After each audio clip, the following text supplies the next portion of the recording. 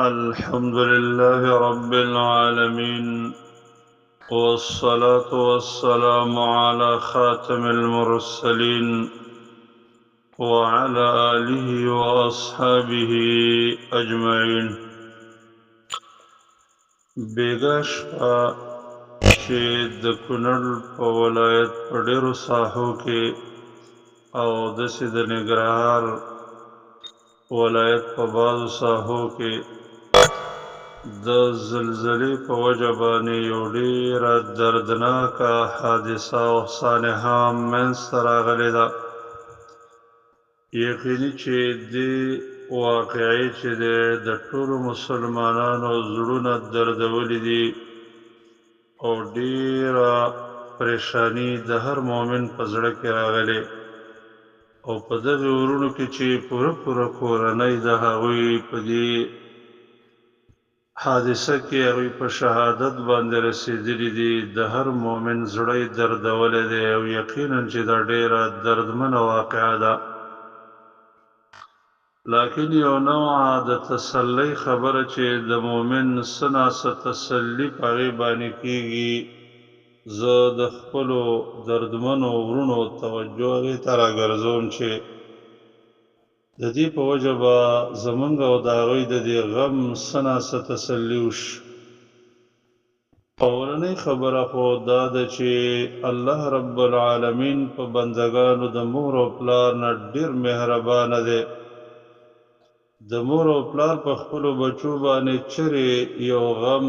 یو تکلیف، یو پریشانی نه پیرزو کېږي او د الله مهرباني د دوی نه زیاته ده. دې کې به زمونږ او ستاسو دپاره داسې فایدې وي، داسې حکمتونه به وي چې موږ به په هغې فایدو، په هغې ګټو نه پوهېږو، ځکه الله ښه پوهېږي او زمونږ علم، زمونږ سوچ، زمونږ فکر ډېر ناقص دی.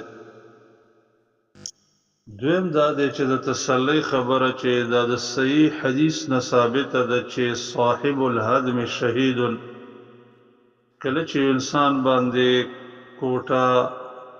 چت، پاڼ وغیره را اورغړي او د هغې د لاندې وفات شي، دا شهید دی او د شهادت ډېره اوچته مرتبه ده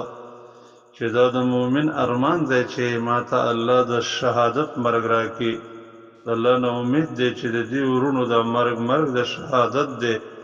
او د الله نه دعا کوو چې الله یې شهادت قبول کړي. دریم دا دی چې د دې مصیبتونو، پریشانیانو مثال د دې ترخې دوایي دی چې ترخه دوایي سړی ګوټونکی، څښونکی چې دی د هغې هغه بدبویي او تریخوالی حس کوي، لیکن د هغې په عاقبت کې صحت وي. هغه صحت ته د هغې سوچ او فکر چې راشي نو بیا دا ترخه دوایي ګوټل ورته آسان وي.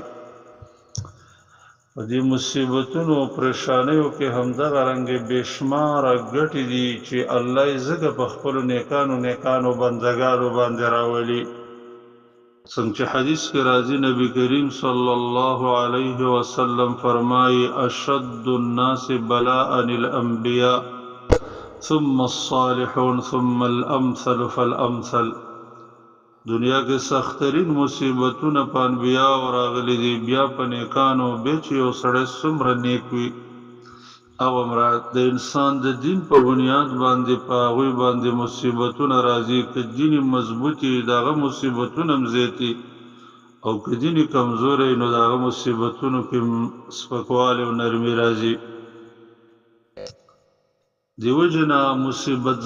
مصیبتونه چې په انسان باندې راځي ډېر کرتې دا د الله رب العالمین د مینې او د محبت علامه یي. لکه څرنګه چې نبی کریم صلی الله علیه وسلم فرمایي: من یرید الله به خیرا یصب منه. الله رب العالمین چې په کوم قوم د خیر اراده وکړي په هغوی باندې تکلیفونه او مصیبتونه راولي. یو بل حدیث کې داسې راځي: ان الله اذا احب قوما ابتلاهم فمن رضي فله الرضا ومن سخط فله السخط. الله چې د یو قوم سره مینه وکړي په هغې مصیبتونه راولي. څوک چې د الله رب العالمین په دې مصیبت باندې د الله په فیصله راضي شي، الله هم ترې راضي شي، او چې څوک د الله په فیصله غصه شي ناراضه شي الله هم پې غصه شي او ناراضه شي نو په کار دا ده چې موږ دې فایدو کې سوچ وکړو د دې په وجه باندې د الله په دې فیصله باندې راضي شو ځکه من تمام الرضا بالله ربا د ایمان خوند هغه څوک سکی چې هغه په الله باندې راضي وي د الله په ربوبیت راضي وي د الله په ربوبیت باندې راضي کېدل هم دا دي چې د الله کومه فیصله انسان هغه ته منقاد شي او په هغې باندې راضي شي ولو هغه ترخه فیصله او د تقدیر په دې ترخو فیصلو باندې هم دی راضي شي ناراضګۍ اوازونه اوچت نه کړي او دې فایدو کې سوچو کې چې دې کې به ډېر غټ خیر وي لکه څنګه چې حدیث کې راځي چې د قیامت په ورځ باندې به الله رب العالمین دا مصیبت زده انسانان راوغواړي دوی ته به نه اجر په تله باندې وتلي او نه به په پیمانه کې بلکې بې حسابه به ورکي څنګه چې قرآن کریم کې الله فرمایي انما یوفى الصابرون اجرهم بغیر حساب الله صبر کوونکو انسانانو ته اجر به حساب ورکوي نو چې کله دې مصیبت زده انسانانو ته اجرونه ورکي ټول محشر انسانان به د دوی اجرونو پسې وپسخېږي چې کاش که چې موږ ته داسې مصیبتونه په موږ راغلی وی او موږ ته هم نن داسې بې حساب اجر میلاو شوی وی کاش چې دومره غټ مصیبت را باندې راغلی وی چې زموږ غوښې په قینچې شوی وی خو چې نن موږ ته د اجر میلاو شوی وی یو بل حدیث کې راځي چې نبی کریم صلی الله علیه وسلم فرمایي الله رب العالمین د یو بنده د پاره په جنت کې ډیره اوچته مرتبه مقرر کړي د دې بنده عمل د هغه مرتبه د حاصلولو نه کم وي الله په دې بنده مصیبت راولي دا په دې مصیبت صبر وکړي د دې صبر په وجه الله هغه اوچته مرتبه ته ورسوي دغه وجه ده چې جنتیان چې کله جنت ته داخل شي او ملائکه د هغوی استقبال ته راځي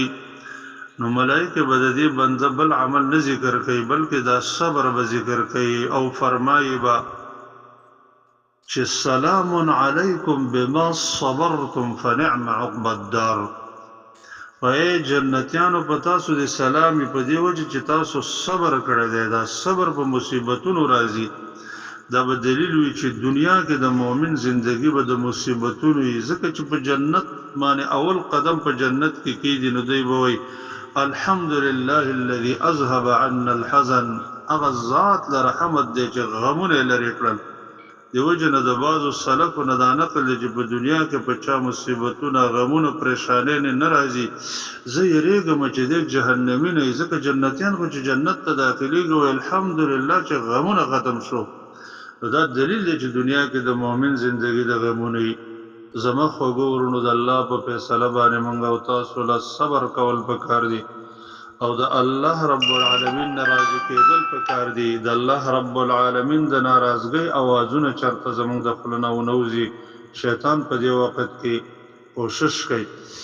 الله رب العالمین دې تاسو له د زړه صبر درکړي او الله رب العالمین دې په دې مصیبت کې د اجرونه درکړي الله دې دا مصیبت ستاسو مکفرات الذنوب وګرځي او باقی د الله منګه او تاسو دا پتونو مصیبتونو نه محفوظ کړي آمین وصلى الله تعالى على خير خلقه محمد وعلى آله وأصحابه أجمعين